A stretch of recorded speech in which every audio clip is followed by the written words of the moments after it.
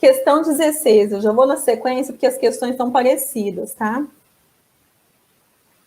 E aí, se você tiver alguma dúvida, você coloca aí nos comentários, tá? Na questão 16, ela é 16 na prova branca, 17 na verde, 15 na amarela e 16 na azul. E aí a gente tem, determinada empresa agrícola de grande porte exporta a totalidade da sua produção para clientes localizados na China. Num contexto como esse, o significado de moeda funcional é de grande importância. Esse conceito corresponde a... Então, a gente já viu sobre o conceito de moeda funcional, né? E ele está pedindo a mesma coisa aqui. Então, letra A relação de troca entre duas moedas. B, a moeda do ambiente econômico principal no qual a entidade opera. C, a taxa de câmbio normalmente utilizada para liquidação imediata das operações de câmbio. D, as unidades de moeda mantidas em caixa, ativos e passivos a serem recebidos ou pagos em um número fixo ou determinado de unidades de moeda.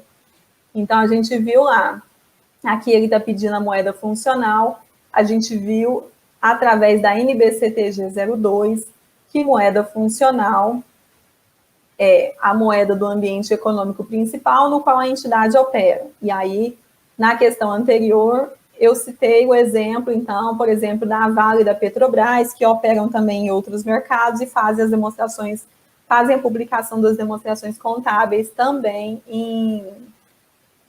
na moeda funcional, que é a nossa no Brasil, no real, e também em outra moeda estrangeira, e geralmente as demonstrações que a gente visitou lá nas aulas estavam em dólar também, né? Então, se você é aluno, você viu a aula lá.